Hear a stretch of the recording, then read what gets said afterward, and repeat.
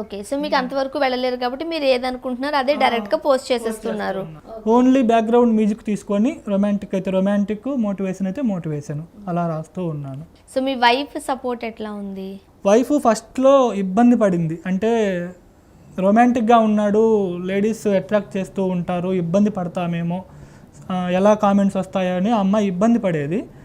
తర్వాత ఇంకా సపోర్ట్గా ఉంది ఇప్పుడు. ఓకే. వద్దులేండి మనకి ఇవన్నీ అని ఫస్ట్లో అన్నారు, వద్దులేండి అంతమంది అతాలు చేస్తున్నప్పుడు ఎందుకు నువ్వు బాధపడి మమ్మల్ని బాధపెట్టి నువ్వు డల్గా ఉండి వాళ్ళు అన్నారని అవన్నీ పట్టించుకోకుండా చేసేమాట చేయండి, లేదంటే వదిలేయండి అని చెప్పారు. వదిలేయలేదు నేను, చూద్దామని చేస్తూనే ఉన్నాను.